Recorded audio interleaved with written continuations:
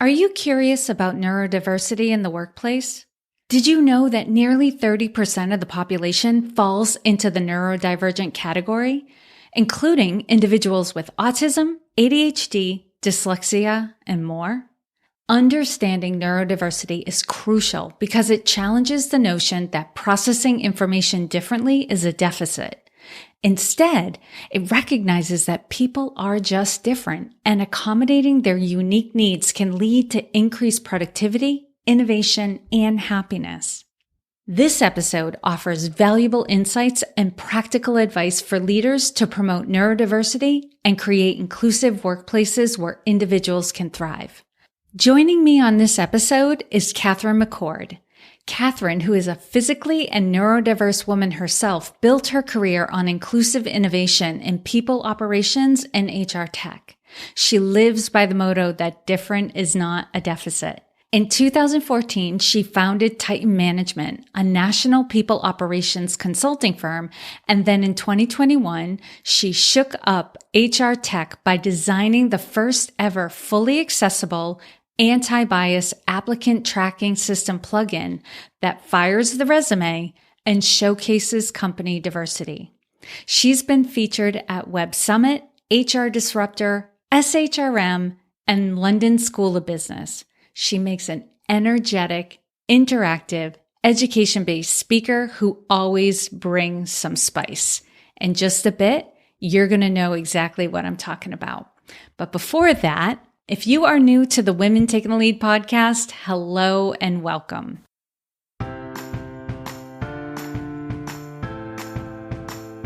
I am Jody Flynn, and I am the CEO and founder of Women Taking the Lead, a leadership development company that works with organizations and boards to close the performance gap by attracting, developing, and successfully promoting more women into senior levels of leadership. I help organizations realize these benefits through coaching, consulting, leadership development programs, and keynotes. I have the privilege and joy to work with women leaders to hone the skills and the mindset that allow them to grow into and then thrive in senior leadership. My specialization is working with women who are still stabilizing after their last promotion and those who want to be ready for the next one. If we are not already connected on LinkedIn, please send me an invitation to connect. You can find me directly at linkedin.com/in/Jody Flynn, or you can search for Jody Flynn on the platform. I'm very active on LinkedIn, so I should be at or near the top of your search results. Be sure to add a note to the invitation letting me know you're a listener of the podcast. I would love to connect with you and get to know you better. Now, meet Katherine.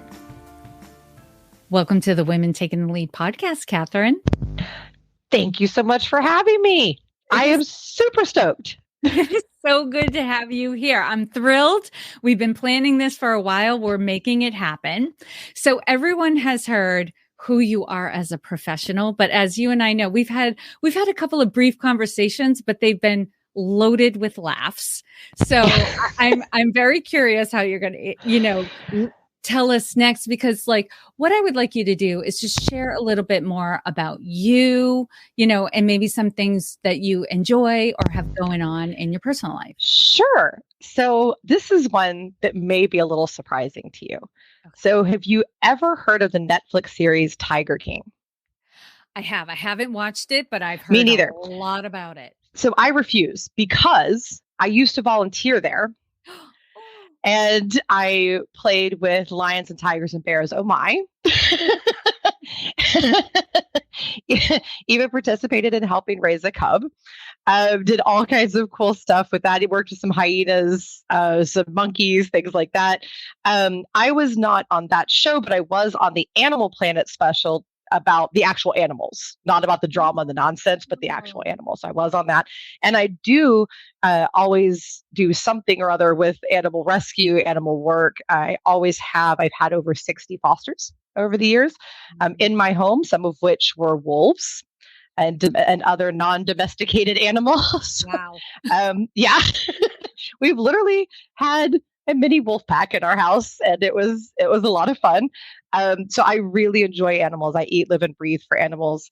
Um, love everything about them. And so that's a little bit about me. I like to work with exotic animals as well, not just the domestic. So there you go. There you are. I knew you wouldn't disappoint. I knew Thank you you. had something. But who knew it was based on a reality show? When you said Tiger King, I was like, oh no, where are we Like, going with no. this? That is great. And that is admirable. I love that. Thanks. You know, your company runs the game. There's a lot of things that you do, but specifically what we wanted to talk about in this episode, because I think right now it's a super, I don't want to say hot topic, like it's the current trend, like it's a needed topic. Like we need to be talking about this a lot more. So tell us about your work in neurodiversity. Cool. So I'm going to start off by explaining neurodiversity because I think a lot of people don't quite know what it is. Yeah. So neurodiversity is a term that was coined by Judy Singer, who is an Australian sociologist, lovely lady, by the way. It was coined in the 1990s. And basically what it refers to is a medically visible or diagnosable difference in how you process information. So think autism, ADHD, dyslexia, dyspraxia, certain forms of epilepsy actually can change how you process a traumatic brain injury. So not all conditions are kind of inherent. Some of them are created. And so that's just all it is. It's just a difference in how you process information. And it's become, and her whole theory was that it's not a deficit. You're just different, is all. And so, for many, many years, all of humanity, let's be honest, until extremely recently, we've been taught that if you process information differently, if you fall into this category of neurodivergent or neurodiverse, depending on your preferred terminology, then you're wrong. You're less than. You should be cast aside. There were times when the treatment of people in this category and this diversity was horrific. Asylums and all kinds of other ugly things we won't get into. But recently, they've started realizing, wait a minute, no, there's nothing wrong with you. You're just different. That's all it is. And we've been very fortunate that a lot of very successful people have really started coming out about their different diversities, and it's really helped. So like Richard Branson of Virgin Records has talked about his dyslexia and has made a very big deal about dyslexic thinking, which I absolutely love. We've had other people come out talking about their ADHD, their autism, all of these things and how they're successful with these things, not in spite of them. And so the work that I do is to help people A, understand what it is, and then B, how to appropriately consider this when you're doing your hiring and your leadership, because it is different and it is almost 30% of the population that we're talking about here. So you want to be good at working with them. So that's a little bit about what the work's about. That's a number I had not heard before. 30%. Almost. To say that's significant is like really under like, what's the word I'm looking for? I can't even spit it out. Like 30%. It's a Monday. What do you want? Right. It's a significant number. It is. Number. Yeah. Yeah. It's just shy. The estimated can go over that, but the actual, there's evidence to these numbers come out at about 29.1%. So somewhere in the ballpark of 30%. You do have to leave room for undiagnosed as well. But it's fascinating, and it's a cool world to just kind of dive into how people think and how they communicate. And it's really fascinating. And it's actually a very simple diversity in which to work from the standpoint of a lot of times you just need to listen to what the person needs. They'll tell you if you create the psychological safety and all of that.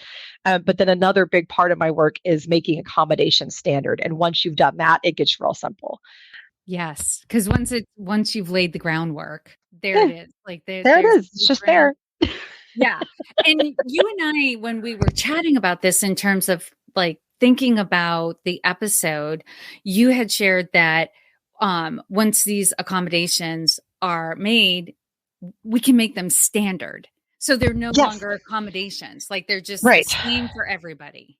Right. And well, and not the same for everybody, but available to everybody, right? Correct. So available to everyone. So the idea is you get, kind of the more common requested quote accommodations and you offer them as standard options. And then you have a fill in the blank.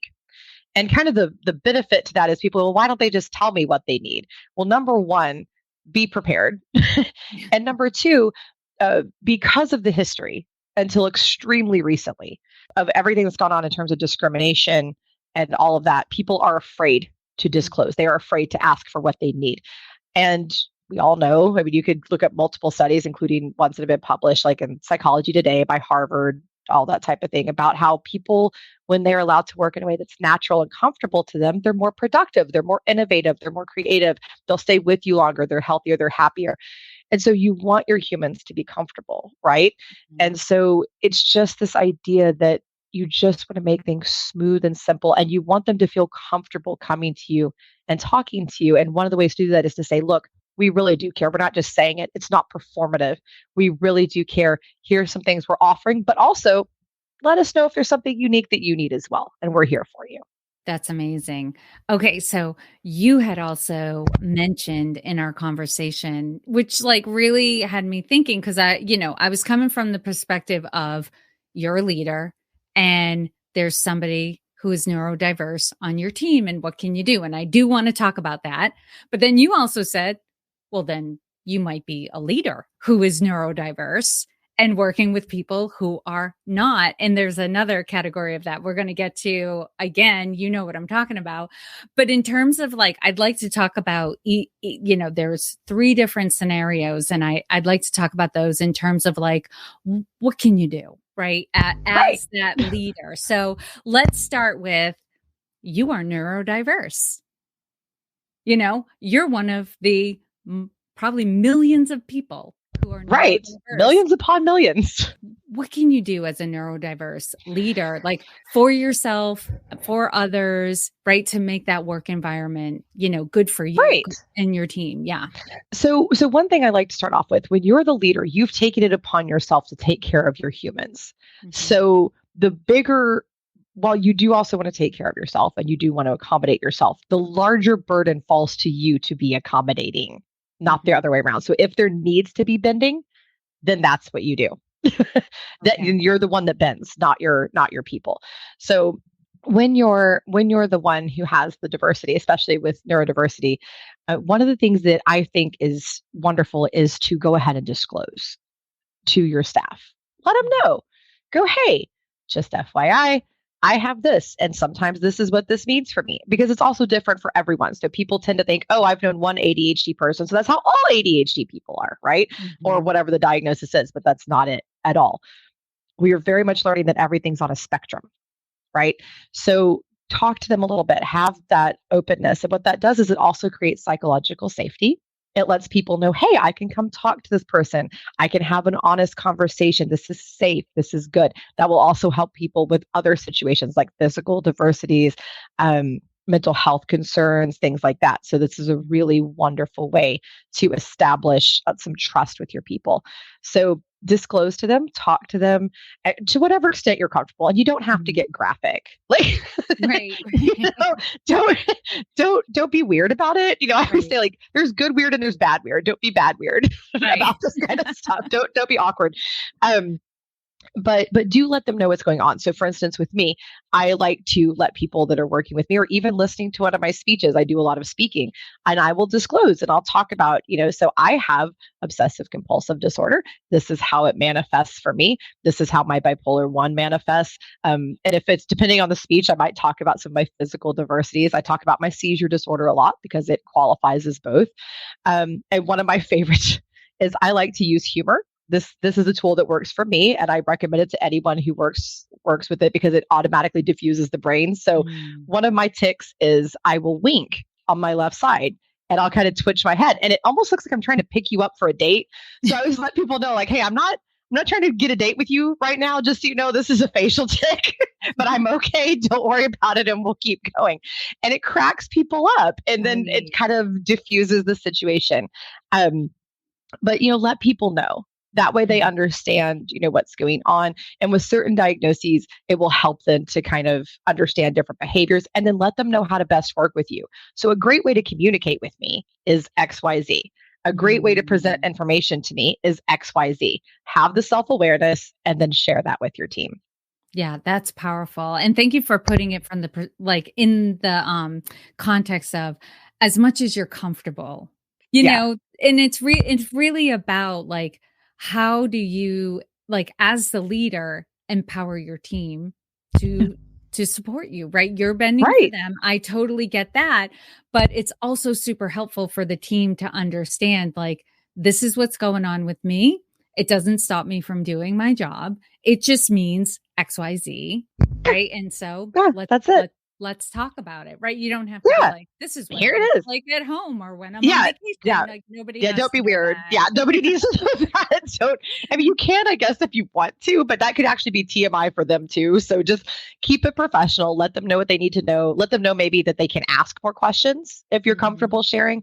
And for the leaders that struggle with this, let me just say, I'm one of you. This did not come naturally to me. I'm extremely introverted. I'm a very private person to a large extent, or I was until I got into this line of work.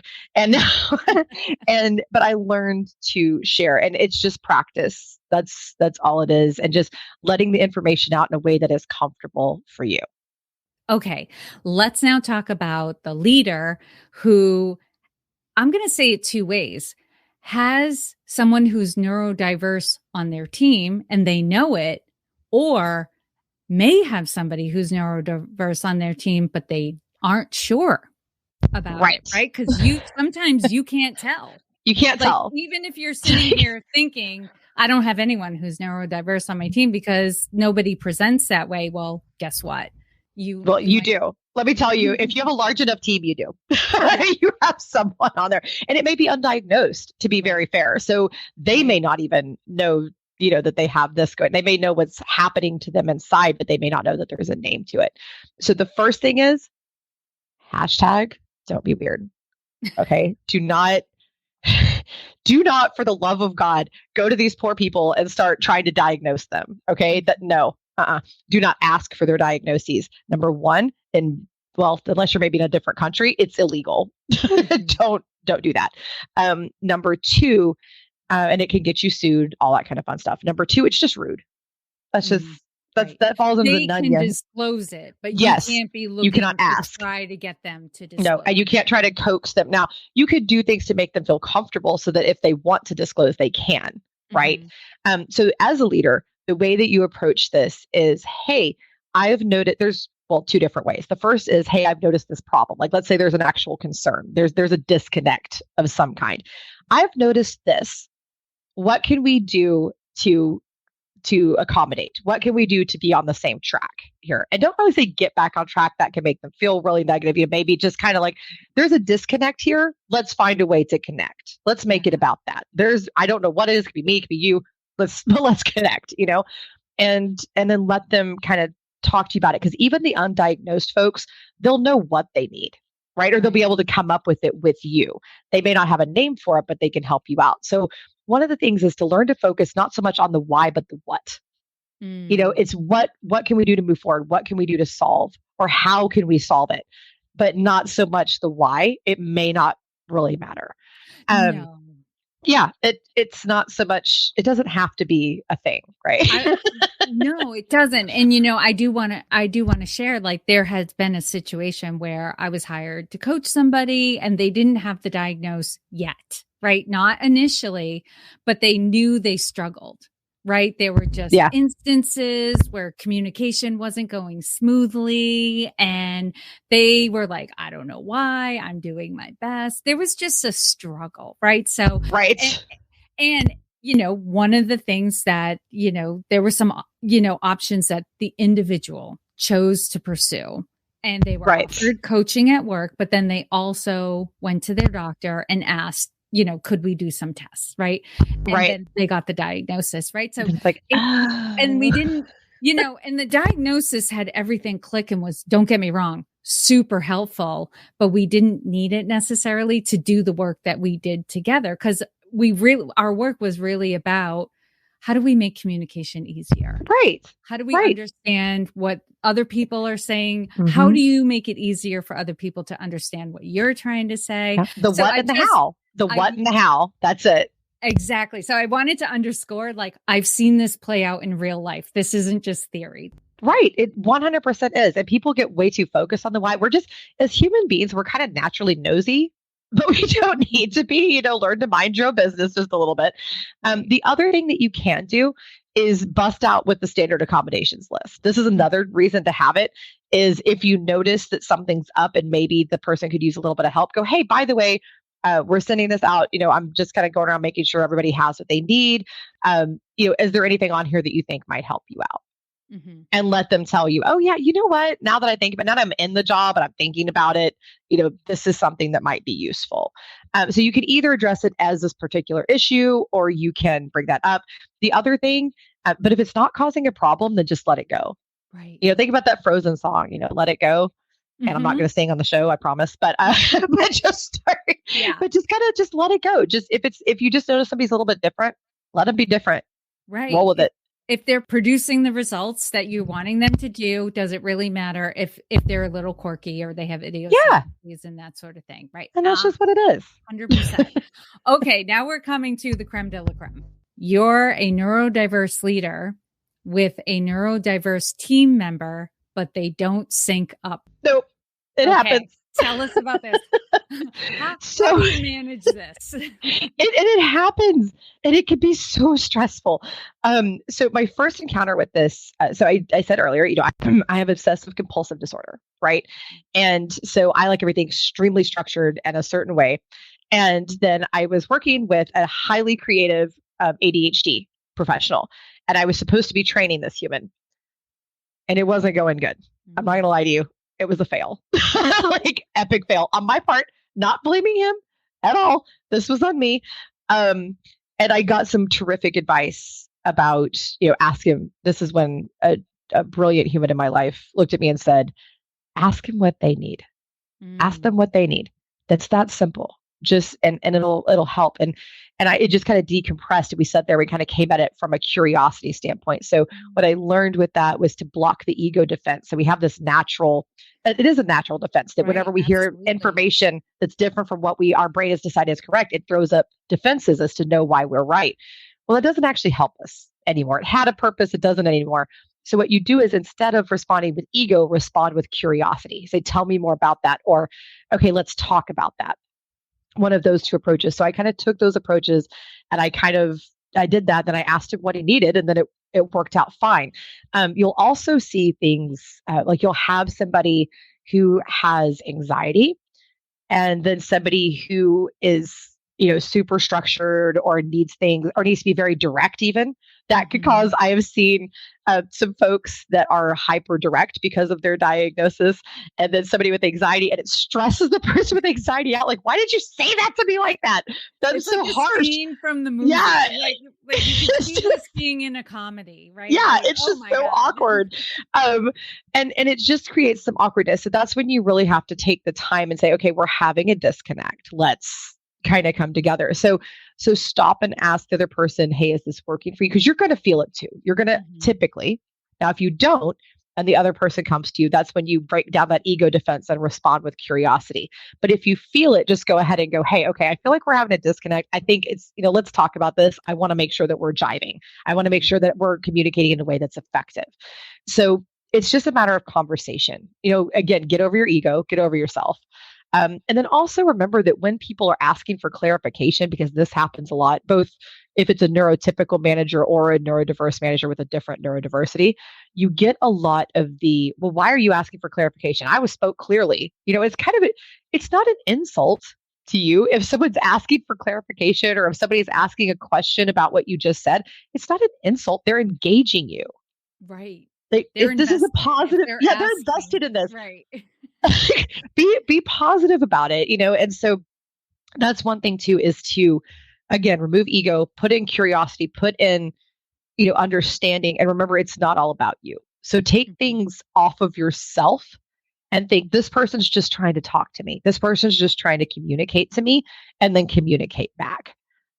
That's important. There's such a huge opportunity there. If you're presented with it, right? You can learn so much, right? In terms of communication and Oh being gosh, yes. clear, being open to questions that can only benefit you like across the board in all areas of your life. So this person in your life who might be initially difficult to work with could be truly be a gift for you. Yes. In your And life. remember too, that just because you're having trouble with them does not mean that they're in deficit or that they're wrong. Right. It could be you. It could just be that it's a weird match, but you need to make it work. So that's another important. Different is not a deficit. And just because you're struggling with something doesn't mean it's the other person's fault. That's perfect. Katherine, is there anything I have not asked you that would be important to get out there now? Oh gosh. So many, there's always so many things about neurodiversity, but honestly, I think the biggest thing is, you have to learn as a leader to put your people first, and that's not as simple as it sounds, right? Because we have all these other priorities, and if you're a leader in an organization, maybe they have all these metrics for you and they have all of this, that, and the other, and it could be, and if you're a business owner, you have all these pressures coming down on you from clients, from yourself, from you got to pay this bill, whatever it is.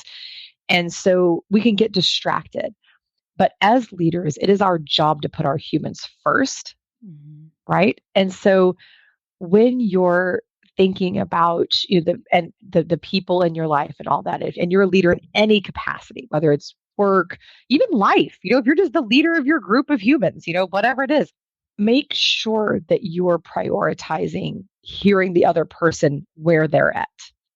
And don't equate where they're at to where you're at. Understand that people are in different places and people have different backgrounds, and we're diverse in so many different ways. So remember to stop and hear things as they're trying to communicate them, not based on your experience. So take off that filter of this is how I'm hearing it based on my experience, and really listen to the words and then ask your questions. Get curious. That's the whole thing. Be curious about the other humans around you.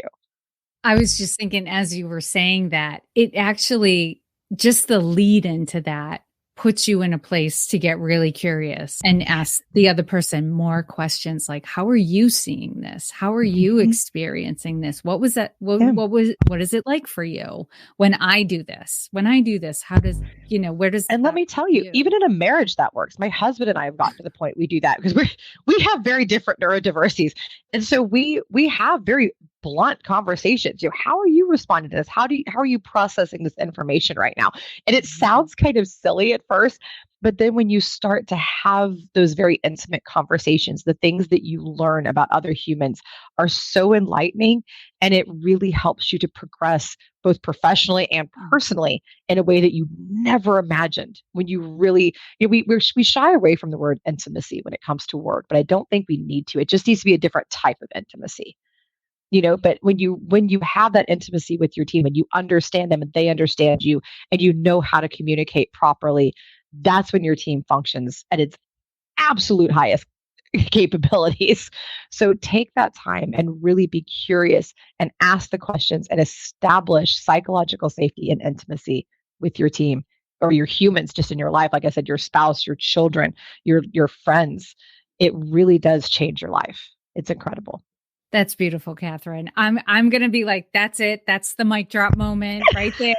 So where can people find you? Because they have got to get to know you better. I love to meet other humans, as you can tell. So please connect with me on LinkedIn. I am always all over LinkedIn. I think I'm one of like two Katherine McCords with my spelling, so it's super easy to find me. Connect with me on LinkedIn. Also, kmccordspeaking.com is my speaker website. And then my website for my company is titanmanagementusa.com. I'm available just to talk to you as a human. If you want me to come speak to your organization, your whatever, your company, if you want me to teach, whatever it is, just reach out. I'm always here to help. You just want to meet people. You want to meet other cool people in the neurodiverse community. Reach out. I got you. I love it. Well, Katherine, thank you. Thank you for taking the time out of your busy day to inspire and enlighten us. We are all better for having met you. Thank you, Jody. It's been my absolute pleasure.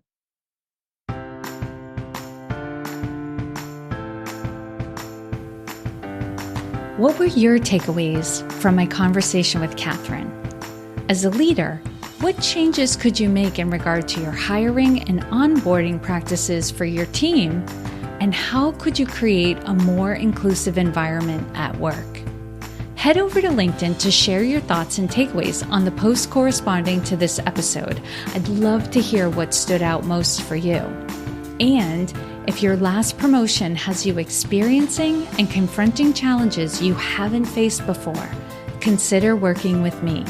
I would love to support you through this transition, help you get your bearings, and feeling confident in your leadership once more.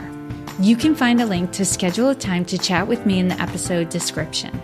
If you're listening through a mobile device, that link will be in your podcast app. And if you are listening through the Women Taking the Lead website, the link will be toward the bottom of the episode webpage. If you are going to ask your company to sponsor you to work with a coach, there's also a link to access a checklist that will help you prepare for the conversation. As always, I hope this was of value to you, and here's to your success.